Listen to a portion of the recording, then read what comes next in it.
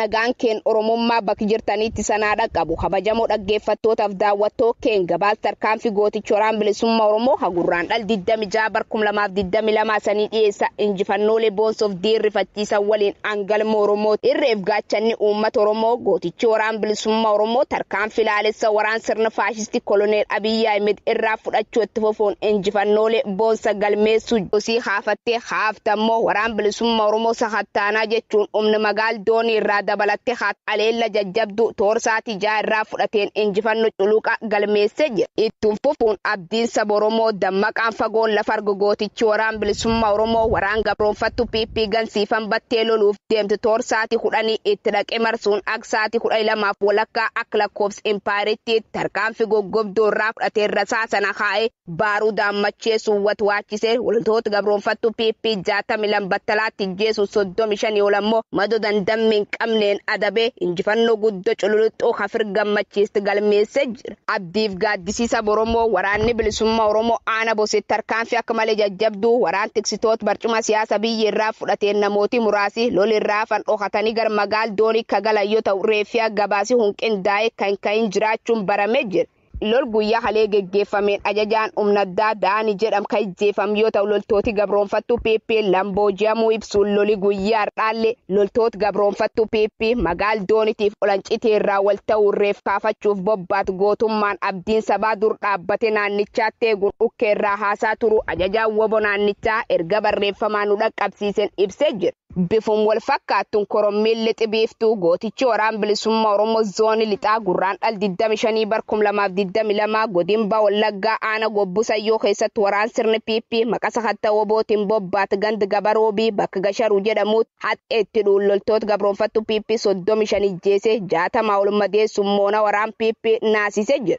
Gootichi waraan bilisummaa Oromoo Oromiyaa bakkoota adda addaatti lol jajjaba geggeessaa jiru yoo ta'u sababni torkiitiif odees guutuu waan nun dhaqqabiniif akkaataa odeessi kun nu dhaqqabeen injifannoolee lammeetti abdii horanii moona diinaa raasan qabanne sanii dhiyaan Oromiyaan dhiigilmaan isiitiin walaboomte oraa bulaa deebana injifannoon uummata. Gabaasa gumaacha gooticha waraana bilisummaa Oromoo diinagdeen jabeessuuf taasifame kan Guraandhala 26 bara 2022 isiniif dhiyeessaa.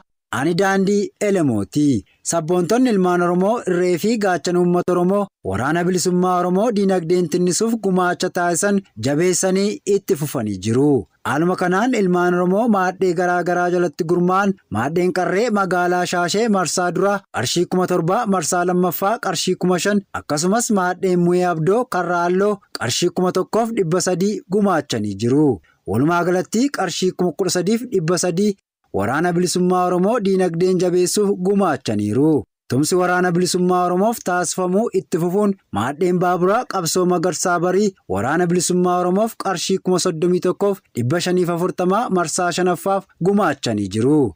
Gara fuulduraattis amma Oromoon bilisoomuu fi Oromiyaan walaboomtutti gooticha waraana bilisummaa Oromoo waan dandeenyuun cinaa dhaabbachuuf waadaa gallee jirra jechuun gabaasa ajajaan olaanaa Aabaa Oboo Arraata biyyoolessa Oromiyaa qaqqabsiisaniin beekuun danda'ameera. Nutis galanni keessan bilisummaa ta'uu ittiin jenna. Oraa bulaa deebanaa injifannoon uummata Oromoof. Wallagga Bahaa Ona Gobbusayyoo keessatti waraanni mootummaa PP uummata Oromoo ajjeesuuf saamuu ammeessuun dhaga'ame. Jaalaqaafan Fayyeeraa dabalata qaba. Akka jiraataan aanaa Gobbusayyoo dubbisne tokko jedhetti waraanni sirna PP waraana bilisummaa Oromoo sakattaana jechuun Guraandhala 25,2022 gandoota garaa garaa keessatti saamicha geggeessaa turuu ibsuun bakka keessa darbanitti maallaqa uummata manaa ol galanii fudhachuu fi qabeenya mana keessaa caccabsaa turuun saamichaa fi qabeenya uummataa caccabsuun alatti maanguddootaa fi daa'imman osoo hin hafin rasaasaan rukutanii ajjeesaniiru. Gandoota akka Olmaayii Caalaa Bujuraa fi Sayyoo keessatti ilmaan Oromoo maqaan isaanii Miliyoon Shimallis, Gabbisaa Lataa, Didiram Dabalaa fi Faayisaa Damaraa jedhaman badii tokko malee rasaasa itti roobsuun waraanni sirna PP ajjeesaniiru. Mootummaan Impaayera Itoophiyaa qe'ee uummata Oromootti gaddaa fi gadadoo owwisuun olaantummaa siyaasaa leellistoota sirna Minilikii gadhaabuuf hojjechaa jiru. Uummanni Oromoo callisee taa'ee ilaaluurra jabaatee qabsaa'uun karoora isaanii karaatti hambisuun qabsoo bilisummaa Oromoo galiin ga'uuf tokkummaan dhaabbachuun fardiidha jechuun arraata biyyoolessa Oromiyaaf kan yaada isaanii qoodan jiraattota Ona Gobbuusayyooti. Godina Wallagga Bahaa Onee Bantuu keessatti dargaggoo tokko waraanni faashistii PP badii malee ajjeesan. Jaalladhii Oromoo dabalata qabdi. Waraanni sirna faashistii PP Koloneel Abiy Ahmediin uummata Oromoo akka ajjeesaniif bobbaafaman gurraandhala 20 bara 2022 godina Bahaa Wallaggaa Onee Bantuu ganda buusaa keessatti ganama toora sa'a 4 irratti dargaggoo qajeelaa Mokkonnin Gabree jedhamu hiriyoota isaa lama waliin dhaabbatee otoo haasa'u mana barumsa Somboo Buree sadarkaa tokkoffaa fuulduratti rasaasatti roobsuun gara jabummaa hamaan ajjeesuu maddeen arraata biyyoolessa Oromiyaa gamasii gabaasanii jiru. Dargaggoon kun achuma Onee Bantuu ganda Orochoo keessatti kan dhalate yoo ta'u mana obboleettii isaa haadha mana waardiyaa mana barumsaa sanaa dhaqee ba'ee erga ajjeefame sa'a 11 reeffi isaa lafa turuun bulee gurraandhala 21 bara 2022 uummatni naannoo kaasuun akka awwaalamu taasifameera. Waraanni sirna faashistii PP kun ajjecha raawwataniin alatti abbaa warraa obboleettii qajeelaa Mokkonnin guyyaa awwaalchaa gadda irraa qabuun mana hidhaatti darbatanii maatiin sodaa irraa kan ka'e deemee gaafachuu dhabuun haala namni kun keessa jiru osoo hin barin hanga ammaa turuu dabalanii addeessaniiru. Waraanni sirna PP ilmaan Oromoo Onee Bantuu keessa jiran mirga namummaa isaanii sarbuun ajjecha saamichaa fi qe'ee irraa buqqisuu jabeessee kan irratti raawwachaa jiru ta'uu jiraattonni maddeen itti himuun onicha keessatti Oromoon Oromummaa isaaf qofaan yakkamaa taasifamee murtoon dhala namaaf hin barbaachifne irratti raawwachaa jira jedhanii jiru. Humnoota finxaaleeyyii Amaaraa maqaa uummata Amaaraatu buqqa'ee jedhuun Baashaggar Ona Adaamaa qubachiisan. Jaaliiraan Gameessaa dabalata qabdi. Mootummaan Impaara Itoophiyaa dachee Oromiyaa humnoota finxaaleeyyii Amaaraan dhaalchisuu barbaadu godinaalee Oromiyaa tokko keessatti uummata Oromoo irratti lola banaa gama biraan ammoo humnootuma finxaaleeyyii kana maqaa qe'ee fi qabeenya isaan irraa buqqaaniin fidee Oromiyaa iddoo garaa keessa qubachiisaa jira. Gurraandhala 25/2022 mootummaan sirna PP lafa uummata Oromoo saamsisaa jiru humnoota finxaaleeyyii Amaaraa kana godina Baashaggar Ona Adaamaa magaalaa Awwaash Malkaasaa mooraa Horsida Lukkuu keessa namoota 1,000 yoo qubachiisu fuuldura illeetti dabaluuf akka jiru barameera. Humnoonni maqaa buqqaatotaan Finfinneetti walitti qabamanii turan kun gariin gara Dabra Biraan yoo geeffaman gariin ammoo Oromiyaa keessaa Arsii Bahaa Ona Martii akka qubachiifaman gaafatamaa jira.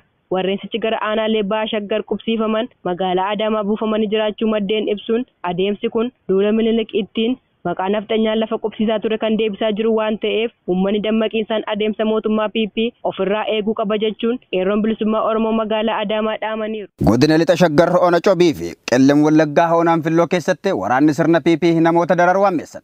Jaalimoon Afaisaa dabalata qaba. Waraanni sirna faashistii PP ilmaan Oromoo dararuu hojii idilee isaa taasifate uummata akkaataa barbaadetti reebaa fi saamaa jira. Gurraandhala 25/2022 waaree booda sa'a 12 irraa qabuun godina Qeellam Wallaggaa magaalaa Muggii keessatti waraanni weerartuu PP jiraattota magaalichaa irratti reebicha gaggeessuun akka sa'a malee karaa irraa galan dirqisiisaa turan. Haala kana keessatti namoonni mana isaaniitti ganda biroo dhimma mataa isaaniif deeman karaa galan dhabuun achuma buluuf dirqaman. Oduma wal fakkaatuun godina Lixa Shaggar Ona irra jilbaan deemsisanii reebaa turuun maddeen arraata biyyoolessa Oromiyaatti himaniiru. Waraanni seera hin beekne kun maqaa nageenya tasgabbeessuu da'oo godhachuun namoota nagaarraa qabeenya saamuu fi caccabsuun mootummichi ta'e jedhee qabsoo hidhannoo fi warraaqsa uummataa doomsuuf akka tooftaa waraanatti itti fayyadamu malee tooftaa akkasii waggoottan arfan darban Oromiyaa keessatti itti fayyadamee sirnicha irratti daraan falma jabeesse malee duubatti hin deebisne jechuun jiraattonni arraatni biyyoolessa Oromiyaa dubbise ibsaniiru. Mootummaan sirna PP lolaan waraana bilisummaa Oromoo dadhabee shiraan uummata Oromoo goyyomsuuf waltajjii marii hawaasaan gadi ba'uuf akka jiru barame. Guutuu gabaasa kanaa Jaaldaandii Elemoo akka ittaanutti dhiyeessa. Impaayar Itoophiyaa mataan naftanyoota Abiy Ahmed geggeessaan jira jedhu hundeen erga raafamtee bubbulteetti.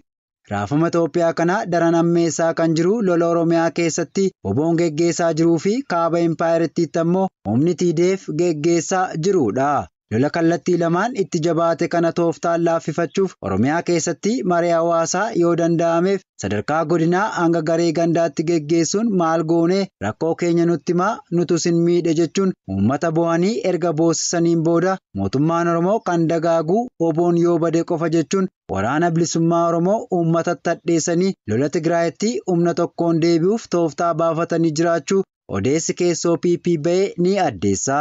Mootummaan Iyyeellaanee PP uummata Oromoo gowwaa taasisuun akkuma mataan naftanyoota Abiy Ahmed uummanni Itoophiyaa yaadannoo yeroo gabaabduu qaba jedhe bifa fakkaatuun uummata ajjeesanii reeffa guban bineensa nyaachisan, hidhanii fi godaansisan gocha badii hiriyaa hin qabne irratti raawwatan akka waan uummatichi yaadachuu hin dandeenyetti shira kanaan gadi dhufuun bu'aa isaaniif fide osoo hin taane dabballoota isaaniif daldala durgoo qofa uuma jechuun yaada isaanii kan nuuf qoodan maddeen yaada kanatti dhiyeenya qabanidha. Waraanni sirna PP godina Harargee Bahaa magaalaa Harar keessatti ilma keessantuu waraana bilisummaa Oromoo waliin hidhata qaba jechuun maatii guutuu hidhan. Dabalata isaa jaalladhii Oromoo akka ittaanutti dhiyeessiti. Mootummaan sirna PP waan godhuu fi dhiisuu wallaalee maqaa ilaalcha siyaasaan namoota yakkee hidhuu tooftaa ittiin siyaasa impaayiratti daandii irraa maqe bakkatti deebisan taasifatee hojjechaa jira. Haaluma kanaan ganama har'aa gurraandhala 26 bara 2022 godina Bahaa Harargee magaalaa Harar naannoo Dakkarirraa maatii Abubakar Mahammad ilma keessantuu waraana bilisummaa Oromoo waliin hojjechaa jira jechuun poolisootni humna addaa Oromiyaa mana marsuun qabanii hidhan. Qeerroo Abubakar Mahammad yeroo sanatti sababa mana hin turreef osoo hin qabamin hafee jira. Magaalaa sana keessatti obbo Abdusalaam kan jedhamanis poolisoonni kun qabanii hidhuuf gara mana isaanii deemanii akka daban jiraattotni har'ata biyyoolessa Oromiyaatti himaniiru.